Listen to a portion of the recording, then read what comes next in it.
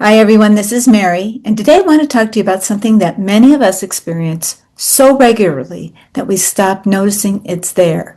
And I'm telling you, this is one I could be the poster child for. And I'm talking about pressure. Not necessarily pressure from other people.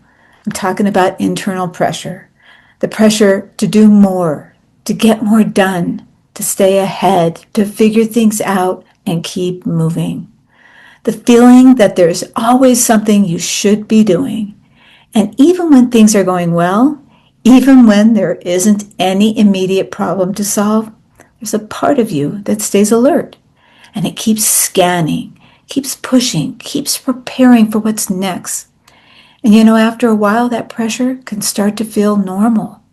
The challenge is that many of us learn to use pressure as motivation. Pressure helps us perform. It helps us feel and stay responsible. Pressure's helped us stay prepared.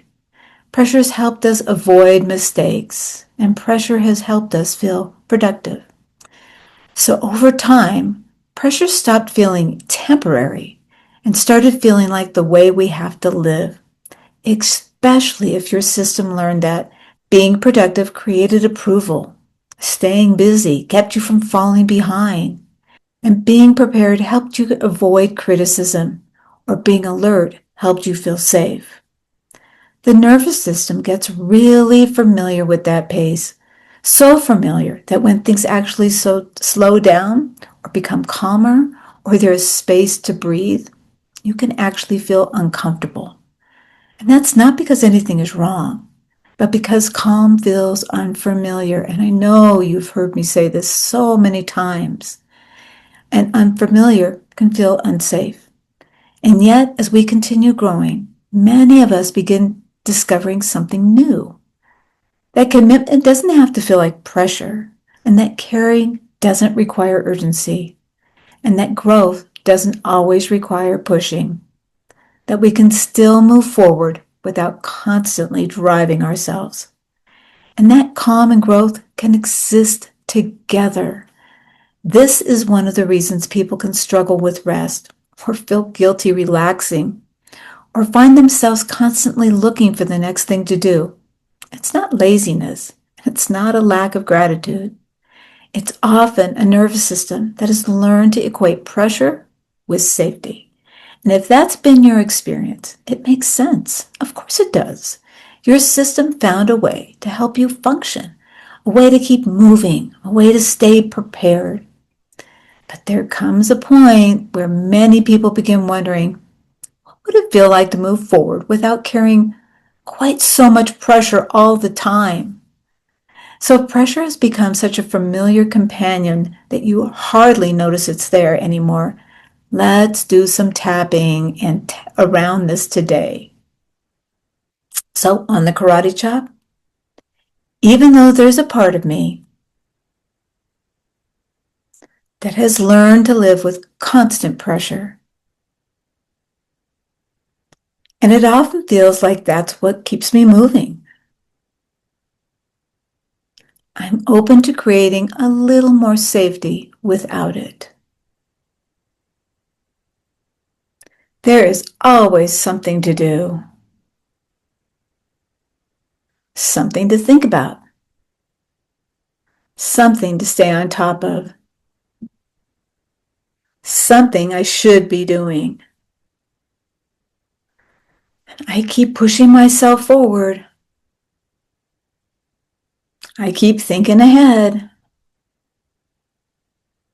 I'm always afraid I'm going to fall behind.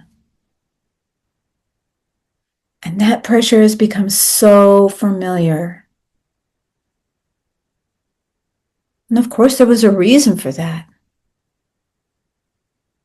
Pressure has helped me stay productive. And pressure has helped me stay prepared. Pressure has really helped me to stay responsible. There's a part of me that learned that pressure keeps me safe, and that letting up isn't an option. So I've stayed alert. and I've stayed ready. But pressure isn't the only thing that creates progress. I've spent a long time believing I had to push myself. But pressure and progress are not the same thing. And urgency isn't the same thing as commitment. And being hard on myself isn't the same thing as caring. I realize I've been carrying a lot more pressure than I realized. And I can begin questioning whether I still need all of it. There may be other ways to move forward. So I'm learning to move forward from steadiness, not just pressure. I'm learning to trust a different pace, one that leaves me room to breathe, one that leaves me room for joy, one that leaves me room for my life. I can still grow and be responsible and successful without carrying constant pressure everywhere I go. Take a big breath. Feel your body. And as you move through change, you may notice that some of the things you've relied on for years begin to soften. Not because you've stopped caring, not because you've become less motivated, but because you're discovering that there may be other ways to move through life. Ways that include more calm, more presence, more ease, and perhaps more importantly, more trust that you don't have to be driven by pressure in order to be successful. Feel that. Imagine being able to just move through life from a place of trust, ease. Let that sink in. Some of us may have to struggle with that, and I'll have to raise my hand on this one. But I know it's the truth. Now I'm teaching my nervous system to adjust to it, to accept it. And I hope you're able to do the same. Let me know your thoughts on this one. How does this apply in your life, and how will this be helpful? What will change for you? Okay. And until the next time, keep tapping. I'll see you on the next video.